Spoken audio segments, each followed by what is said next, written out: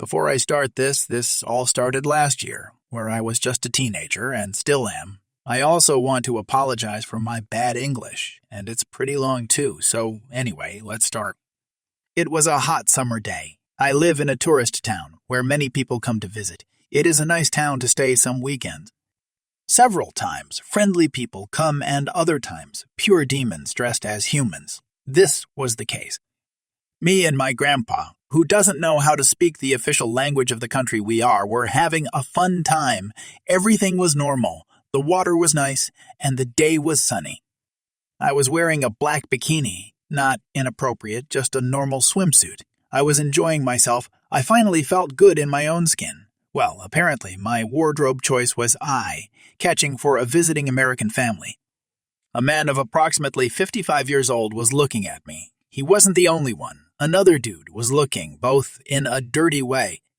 I felt disgusted, so I decided to call my grandfather to go to another side of the beach, but before I could speak, a lady with hair dyed a passion red. She came angrily at me with a kid. Entitled, "Lady, do you speak English? I don't know if any of your kind speak it." Me, "Yes, do you need help?" Entitled, "Lady, you need help. This is a public space." Me, trying the best for pronouncing without a strong accent I know what happened. Entitled, "Lady, your swimsuit, if I can name that way, is just provocative. All of you Spanish people are. Just look at you. You look like a witch." At that moment, I was in shock. Did this lady forget about that some people on here are in topples? I wasn't Spanish, though. I understand and speak the language, but this was scary. She just catcalled me. My autistic butt was about to cry. Ma'am. What? I'm not wearing anything strange or sexualized.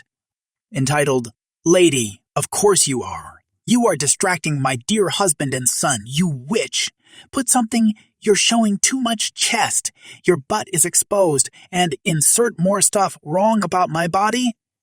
Me, "I'm only 14. What's wrong with your son? And isn't your husband at least 50? That's disgusting." Entitled, "Lady, you aren't that young. You are just an 16 to 19 girl who likes destroying families apart. God needs to punish you." This lady stopped for a second to talk with her kid. She was telling him of how distracting I was, and that when he grows up to never bring home any girl like me, absolute disgusting behavior. At this point, the kid that was with her was crying and screaming that I was a homewrecker. How that and 7-year-old called me that. Did he really know what was going on? People were looking at the scene. My grandpa was asking me what was going on and who were this people. I didn't know what to say. I was standing there, about to scream, feeling horrible. The pedo husband and pervert son seem embarrassed, and now exposed by the crazy lady, they came to pick her up and take her to the side where they had put their things. I heard their murmurs saying that I strayed from God's path and that I was just a cock teaser. After this, I put a shirt on and stayed at the sand feeling gross. I absolutely hate that family of 4. Still, to this day, I remember what happened. It was just a year ago, and I still feel bad about it. This was one of my experiences with a Karen, and I wish it never happened. Thanks for reading. Have a nice day, and remember, Karens are just people who feel entitled and never wrong about anything. If you know someone with those characteristics, anyone, diagnostic them with Karen virus. There isn't available a cure right now. I was working a second job at our local small grocery and butcher shop few nights a week to pay for my kids' activities. I was hired as a cashier. The person that did the end-of-day butcher shop cleanup sanitizing quit, so instead of hiring someone for cleanup, the owners decided that the cashiers could just do it between customers. The owner sat at their office, watching TV and effing around, and when a customer came in, doorbell would ring. They would buzz the phone in the butcher area for the cashier to come check them out. When I came in for my shift at 6 p.m. and was told about the new setup, I told them no. I was not hired to clean up the butcher area. I was hired to run the register and stock shelves. The owner then said I would clean the butcher shop or I could consider myself fired, and they walked away. I said fine. I grabbed my things and left. Apparently, the owner thought I had gave in and was in doing the cleaning, so they buzzed the butcher area when customers came in for about 2 hours before someone told them no one was coming to check them out. The store's liquor area, cigarettes and scratchers, got emptied out. It was 7:30, and I got a screaming phone call from the owner about how he was calling the police and I was going to get arrested. Yeah, right? Owner did call the police. The owner stated he wanted me arrested as an accomplice to the thefts because I had left. Cops asked me to come to the store, which I did, and I explained that the owner had fired me, so I went home and the CCTV would prove that fact. The tape was reviewed and plain as day. The owner said I was fired. I estimate they lost about $30,000. Hey guys, this happened a little while ago, so details are fuzzy, but I just saw a lady bringing awareness on leaving kids unattended, and it reminded me of this story. My family had been a fan of the Jurassic movies since the first one came out, and when this latest one was on the movie theater, we all stood in line for hours to get the last session after my dad left work. Mind you, that was around 10 p.m. on a Thursday. The movie was awesome. I really felt like a happy nerd, but the shock came as we were leaving the theater and a boy, around 7-8 years old, approached my dad asking for a ride back home. Again, I have to explicitly put that the movie started 11:30 p.m., and it ended at almost 2 a.m. The kid gave my dad an address in a paper as my dad was half worried that it was some kind of scam and half terrified that someone would actually abandon a child like that. But the little boy explained that his dad gave him money for the ticket and dropped him at the mall with no extra money for a cab, only the address and the instruction to look for a ride from a family, not just an adult, for safety. My dad didn't want to risk his daughters with any possible danger and deeply considered called the cops, but it was 2 a.m. and there was almost no life in sight. The cops usually take hours to show up where we live, and he had work the next day, so he decided to give the kid a ride. He told us how he really liked movies and rarely got a chance to see any, so when he did, it was usually by himself. My dad had a few choice words for his parents when we got to his house, but they were already asleep. The kid just walked in, locked the door, and waved us by from the window as we left speechless. I know this could be his financial situation, but this is no excuse to leave your child alone like that. It was too late and too crowded for a little boy to walk around asking strangers to give him a ride. I, to this day, can't understand how his parents would sleep when they can't be sure if their child is coming back. I think it's important to say that the mall is close to a federal prison, where the worst of the worst are kept, and my parents felt uneasy even in our own house in that city. Please be mindful of your children, and even other children you see around, because some people are just not. Something reminded me of a blocked-out memory and had to share. My severe ADHD has caused some interesting hyperfixations. This one was at least a pretty common one. This friend group, in true ND fashion, like undiagnosed dysfunctional pack animals that wind up finding each other, had a bit of a special interest swap that helps keep the costs down. Unfortunately, it does not work for all hour, but we did what we could at the time.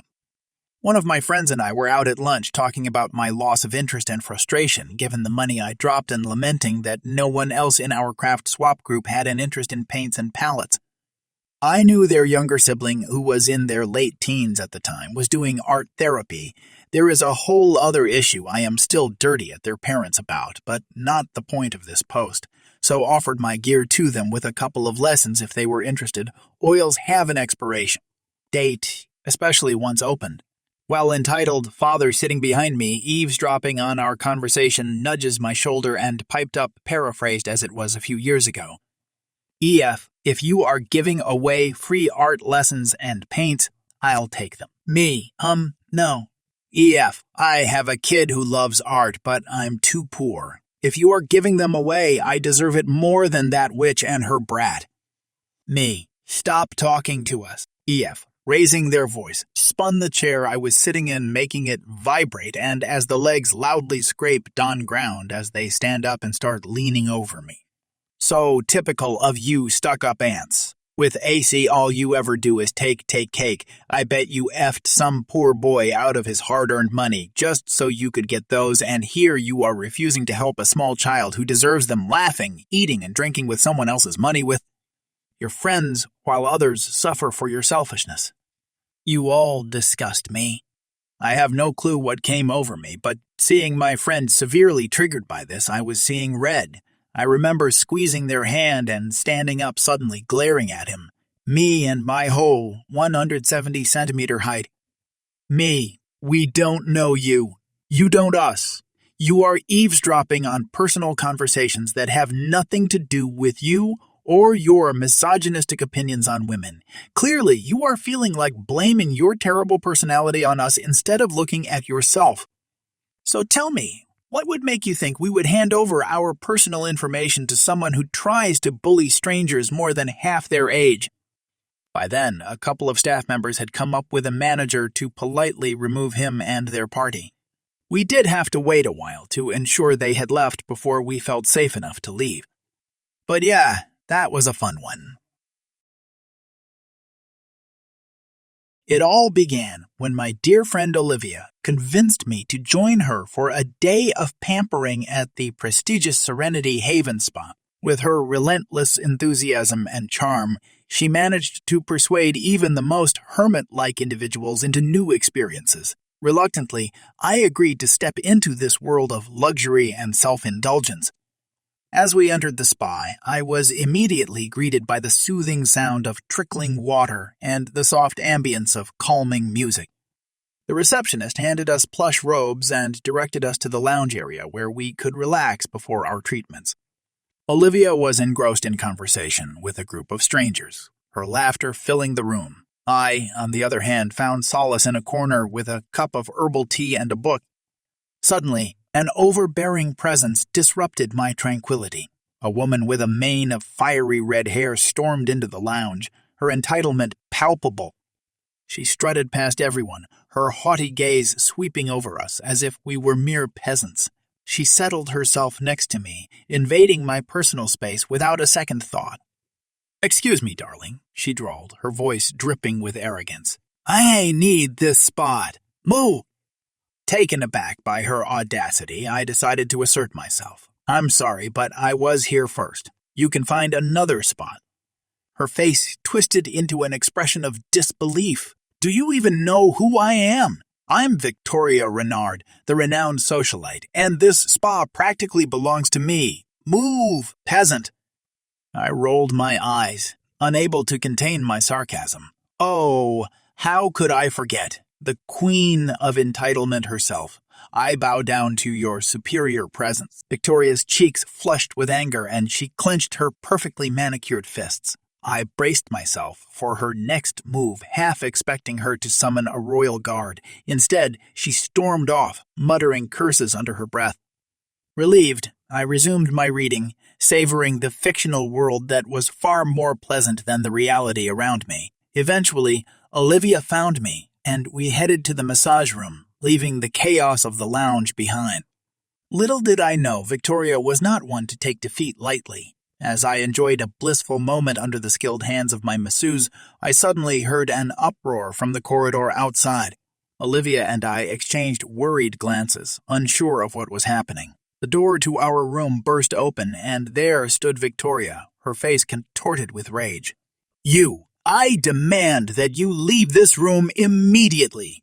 This massage is rightfully mine," she bellowed, pointing an accusatory finger in my direction. The spa staff, perplexed by the commotion, quickly rushed in to defuse the situation. Sensing the tension, Olivia stepped forward, her voice dripping with honeyed diplomacy. "Victoria, darling, there must be some mistake. Our treatments were pre-booked and confirmed. Surely you can find another slot." But Victoria, blinded by her entitlement, refused to back down. "No, I want it now. Get out!" As the staff tried to reason with her, I couldn't help but interject with a touch of irony. "Oh, Victoria, if only we were all as important as you. I suppose a simple reservation is just too trivial for someone of your stature." Her face turned crimson, fury evident in her eyes. She lunged toward me, intent on removing me from the room by force, but the spa staff swiftly intervened, escorting her away while apologizing profusely for the disruption. With Victoria's tantrums subdued, I returned to my massage, my mind filled with a mix of amusement and relief. It turned out that even the most entitled individuals could be humbled by the forces of reality.